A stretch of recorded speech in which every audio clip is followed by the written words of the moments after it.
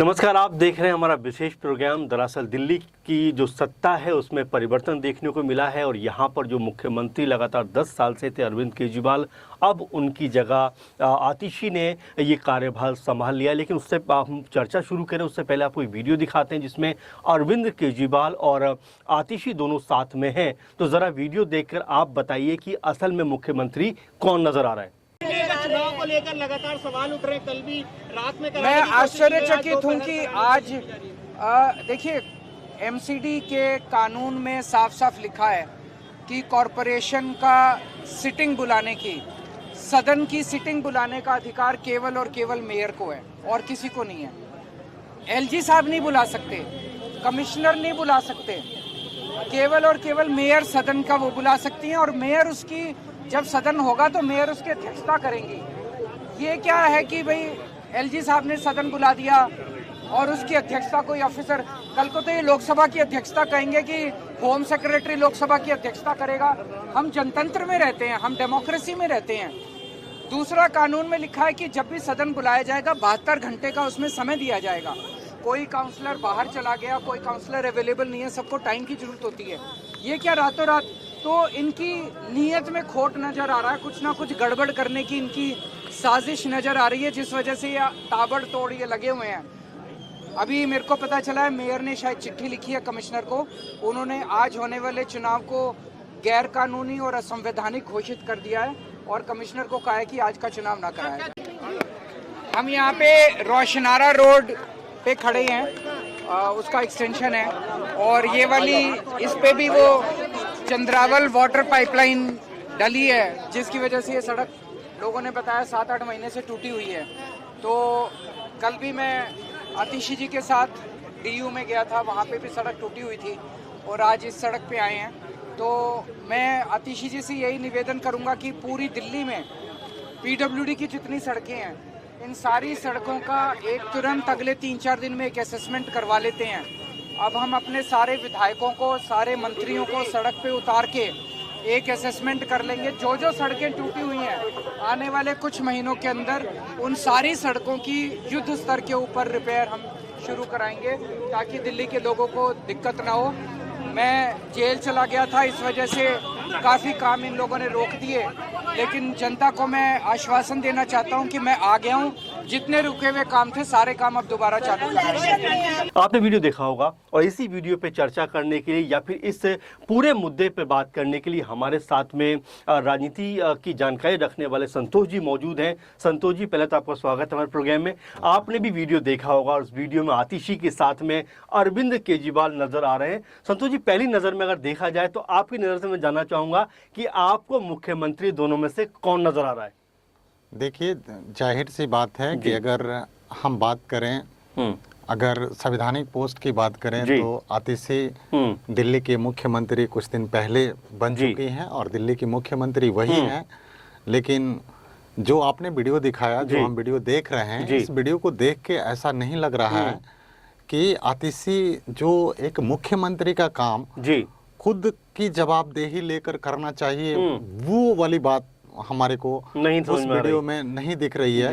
क्योंकि अरविंद केजरीवाल टूटे हुए सड़कों की बात कर रहे हैं और टूटे हुए सड़कों पे कह रहे हैं कि मैं कल दिल्ली डीयू भी विजिट किया था और वहां भी सड़कों की स्थिति ठीक नहीं है और दिल्ली में सड़कों की स्थिति ठीक नहीं है। तो भाई साहब, आपकी सरकार 10 साल से दिल्ली में है और 10 साल से दिल्ली में सरकार रहने के बावजूद भी अब इलेक्शन के कुछ ही समय बचे हुए हैं और आप इस तरह से पद यात्रा करके और लोगों को दिखाने की कोशिश कर रहे हैं, बताने की कोशिश कर रहे हैं कि सच में मैं जनता का एक बेहतर नुमाइंदेकार हूं और दिल्ली के लोग खराब सड़कों पे चल रहे हैं और 2 दिन के अंदर ही हम एक सर्वे करवाएंगे जिसमें हमारे विधायक और मंत्री असेसमेंट, यानी कि लग रहा है कि किसी फाइल की असेसमेंट हो रही है, यानी 50 किलोमीटर के अंदर में दिल्ली सिमटी हुई है। और दिल्ली के 50 किलोमीटर की अगर हम बात करें तो दिल्ली का 50 किलोमीटर भारतवर्ष के कई सारे ऐसे डिस्ट्रिक्ट हैं जिससे भी छोटा स्टेट दिल्ली आता है। और दिल्ली के मुख्यमंत्री इस तरह की बातें कर रहे हैं कि यार कितना बड़ा काम है कि जो PWD के जी, जितने भी सड़कें हैं, हाँ जी, उन सड़कों को कुछ ही महीनों में कंप्लीट कर लिया जाएगा। यानी कि यार इतना बनावटी चीजें तो मत दिखाओ, इतना बनावटी चीजों के बारे में तो बात मत करो। ये देख के जी, आपने बनावटीपन की बात की। आपको अगर जरा सा मैं दिखाऊं एक वीडियो और की, जिसमें आतिशी बैठी हैं मुख्यमंत्री बनने के बाद, एक कुर्सी उनके पास पड़ी हुई जो मुख्यमंत्री कुर्सी, ये कहती हैं कि भाई मैं इस कुर्सी पर नहीं बैठूंगी, इस पे जो बैठने का हक है वो हमारे अरविंद केजरीवाल जी का है। यहाँ पर भी बहुत आलोचना हुई कि भाई आप चुने हुए मुख्यमंत्री हैं, ये राजतंत्र थोड़ी है। इस तस्वीर को आप कैसे देखते हैं, इस वीडियो को आप कैसे देखते हैं? देखिए, आप अगर इसको बोलेंगे तो कई सारे मीडिया चैनल को हमने देखा या कई सारे अखबारों में हमने पढ़ा कि दिल्ली में फिर से आ गया है राम राज। जी बिल्कुल। और दिल्ली में चलेगी अब पादुका सरकार, यानी कि खड़ाऊ सरकार। तो अब अगर अरविंद केजरीवाल की पार्टी की बात करें, आम आदमी पार्टी की बात करें, तो आपको एक चीज देखने को हमेशा से नजर आया है कि ये पार्टी आम आदमी पार्टी नहीं, इसको एक ड्रामा पार्टी हम बोल सकते हैं। क्योंकि जो भी आप अरविंद केजरीवाल की कथनी और करनी में आप बहुत बड़ा फर्क देखेंगे, या आम आदमी पार्टी के जितने भी बड़े बड़े लीडर हैं, जैसे संजय सिंह को ले लीजिए, मनीष सिसोदिया को ले लीजिए, यानी कि आतिशी को भी ले लीजिए, इन लोग के जितने भी आप बयान सुनते होइएगा, यानी कि अगर हम बातें सुनते हैं, हमें तो यकीन नहीं होता। हमें यकीन इसलिए नहीं होता कि हर एक छोटी चीजों में कहीं ना कहीं एक राजनीति की बू आती है कि यार हमने ये कर दिया। यानी काम कम करो लेकिन पब्लिसिटी ज्यादा करो। पब्लिसिटी को इतना दिखाओ कि जनता को ये हकीकत समझ में आने लगे कि यार आम आदमी पार्टी सच में गरीबों के नुमाइंदेकार है। आम आदमी पार्टी आम लोगों की पार्टी है। आम आदमी पार्टी उनके बारे में सोचती है जो सच में दबाए हुए हैं, दबित हैं, शोषित हैं। लेकिन अगर रियलिटी की बात करें तो रियलिटी नहीं दिखती इनको सच में। अगर हम कहें तो मुझे लगता है कि राजनीतिकार थे नहीं, क्योंकि एक सोशल मूवमेंट से निकल के आए हुए बंदे थे। अरविंद केजरीवाल, मनीष सिसोदिया इनके साथी थे, और उसी तरह के तमाम लोग जुड़कर एक पार्टी संगठित किए जिसका नाम आम आदमी पार्टी था। इसमें देखिएगा कि आपको कुछ बहुत सारे चेहरे ऐसे थे जिसका पॉलिटिकल कोई बैकग्राउंड नहीं था, लेकिन ये सोशलिस्ट थे और अपने आप को सोशल वर्कर के तौर पे, अपने आप को एक पार्टी के तौर पे स्टैंड करना और एक नेशनल पार्टी तक बना देना। यानी कि इनकी ड्रामेबाजी जनता को और पढ़ी लिखी जनता को आसानी से समझ में आ जाता है कि यार ये करते तो हैं सब कुछ, लेकिन जो भी करते हैं उसमें एक ड्रामा नजर आती है। जैसे कि वो पादुका वाली जो चेयर को हमने देखा, खाली चेयर को देखा, बिल्कुल, तो हमारे को देखने के बाद ऐसा लगा कि यार आज भी राम राज जिंदा है। आज भी राम को जब वनवास हो रहा था तो भरत ने बोला कि मैं राज्य चलाने के मैं सक्षम नहीं हूं, और ये राज्य राम राज की तरह ही चलना चाहिए। और 14 साल के लिए वो राम से जाकर रिक्वेस्ट करते हैं और उनकी पादुका लेकर आते हैं और ले आकर रख देते हैं।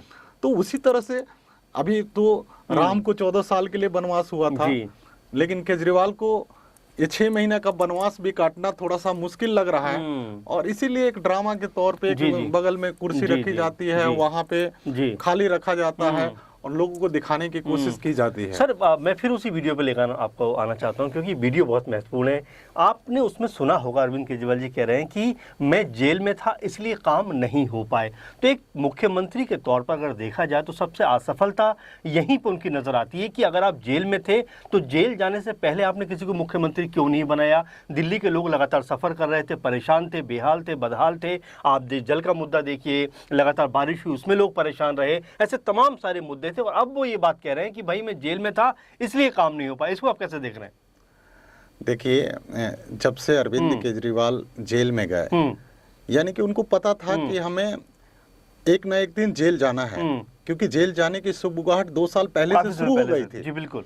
और केजरीवाल को ये पता चल गया था कि हमें जेल जाना पड़ेगा। जी। और जेल जाने के दरमियान उन्होंने जो जेल में रहते हुए दिल्ली की सरकार को चलाने की बात करी और जेल में रहते हुए भी वो मुख्यमंत्री बने रहे लगभग 6 इसके महीने। पीछे भी अगर आप दूरदर्शी सोचिएगा तो उसमें भी एक राजनीति की बू नजर आती है, क्योंकि अरविंद केजरीवाल को ये पता था कि अगर 6 महीने पहले अगर हम रिजाइन कर देंगे तो जो पॉलिटिकल एजेंडा जो इलेक्शन से 6 महीना पहले हम सेट करना चाहते हैं वो एजेंडा सेट नहीं हो पाएगा। और उसी एजेंडा को सेट करने के लिए अरविंद केजरीवाल ने जेल से बाहर आने के 2 दिन के बाद ही अनाउंसमेंट किया कि मैं दिल्ली से मुख्यमंत्री पद से इस्तीफा दे रहा हूं। और उसमें ये आया कि मनीष सिसोदिया मुख्यमंत्री या उप मुख्यमंत्री नहीं रहेंगे और एक नया एक मॉडल आता है आम आदमी पार्टी का जो एक दिखावटी मॉडल है कि किसी महिला को सीएम बनाया जाएगा। और 2 दिन ये सस्पेंस क्रिएट करने के बाद और जब लोगों का रिस्पांस देखा कि सुनीता केजरीवाल की तरफ अगर थोड़ा सा भी हम इशारा करते हैं तो पार्टी के अंदर ही नाश हो जाएगी और पार्टी के अंदर ही एक बहुत बड़ा कलह खड़ा हो जाएगी और जनता के बीच में हम क्या मुद्दा लेकर जाएंगे कि तुम भी उसी तरह से कुर्सी के लोभी हो जिस तरह से बाकी लोग हैं। तो मतलब वो लोभ को छुपाने के लिए अतिशी तो एक बलि के बकरा हैं और अतिशी को जब सीएम कैंडिडेट के लिए अरविंद केजरीवाल ने जब अनाउंस किया, अनाउंस करने के बाद वो देखे हुएगा कि एक वीडियो आया था। इस वीडियो को आप देखिए, आपको पता चलेगा कि कैसे आतिशी रोते हुए नजर आ रही हैं।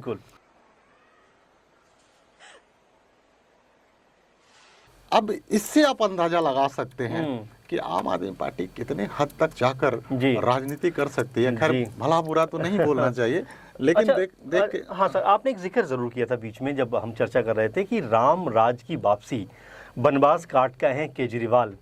आपको लगता है कि केजरीवाल के ऊपर जो आरोप लगे हैं, आप नीति की बात करें, शराब घोटाले की बात करें, और भी तमाम सारे आरोप लगे हुए हैं, क्या अपनी छवि को बेहतर करने के लिए वो इस तरह के जुमलों का इस्तेमाल कर रहे हैं? क्योंकि अब कहीं ना कहीं एक वर्ग है जो अरविंद केजरीवाल से नाराज हुआ है, खफा हुआ है, और जो पकड़ उनकी अब तक रही है वो कमज़ोर हुई, क्योंकि शराब की बोतल के साथ एक मुफ्त देना, ये महिलाओं के अंदर एक नाराज़गी दिखाई पड़ी थी। आपको याद होगा कि तमाम सारी महिलाओं ने इस बात को लेकर कहा था कि केजरीवाल सरकार जो है वो हमारे परिवार के लोगों को शराबी बनाना चाहती है। तो क्या उस छवि को अपने आप साफ करना चाहते हैं राम का नाम लेकर? क्योंकि राम जी जिस उद्देश्य के लिए थे और केजरीवाल जिस मकसद क्या कह सकते हैं जो आरोप में जेल में गए थे, दोनों में जमीन आसमान का अंतर है।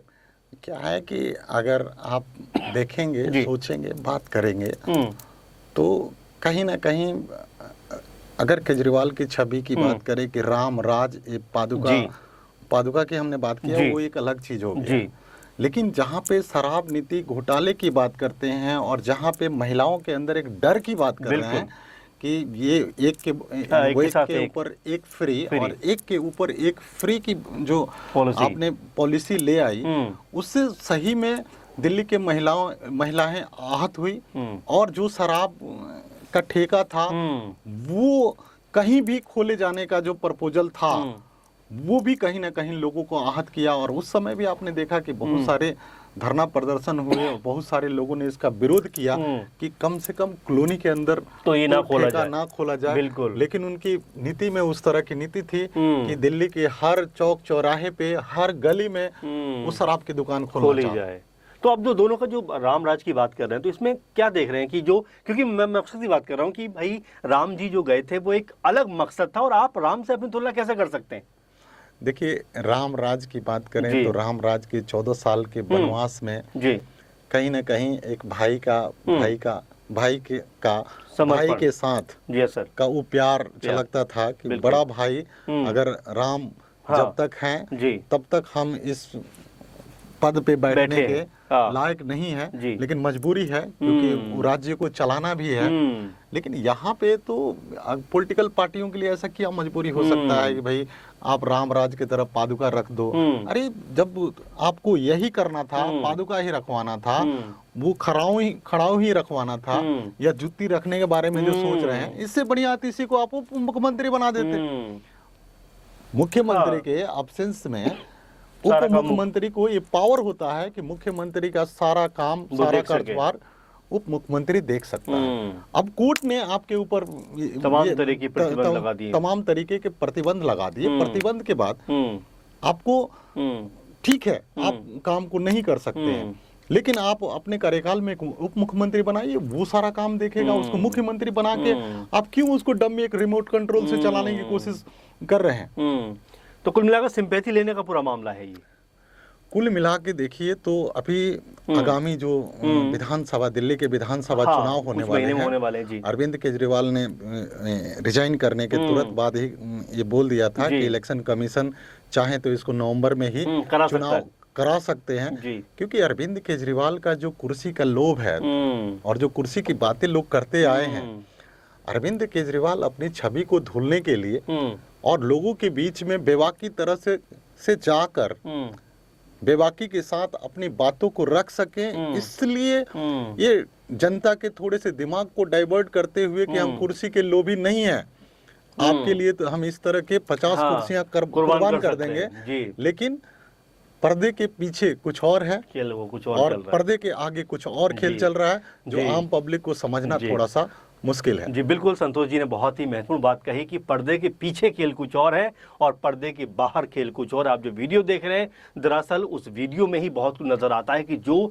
चुनी हुई मुख्यमंत्री हैं वो साइड में खड़ी हुई हैं और जो पूर्व मुख्यमंत्री हैं पूरा चार्ज लेते हुए नजर आ रहे हैं, कह रहे हैं कि भाई अब मैं आ गया हूं, दिल्ली का पूरा कायाकल्प जो कायापलट है वो मैं कर दूंगा। अब इसको लेकर आप ही क्या सोच है जरूर बताइए। हम ऐसे जमीनी मुद्दे आपके सामने लेके आते रहेंगे, लगातार हमारे साथ जुड़े रहिए, क्योंकि हम ऐसे मुद्दों को आपके सामने रखेंगे और आपसे भी हम राय मांगेंगे कि आपकी क्या राय है, क्योंकि इन मुद्दों पर जनता का रुख जानना बेहद जरूरी है। फिलहाल हमारे चैनल को सब्सक्राइब कीजिए और इस प्रोग्राम को ज्यादा से ज्यादा शेयर कीजिए, ताकि तमाम लोगों के पास ये जो तमाम जो अरविंद केजरीवाल या आम आदमी पार्टी की जो सोच है ये पहुंच सके और किस तरह की राजनीति वो कर रहे हैं उसके ऊपर लोगों का नजरिया बन सके। फिलहाल हमारे प्रोग्राम में इतना ही। संतोष जी आप आए, धन्यवाद आपका, और आप सबका धन्यवाद। नमस्कार।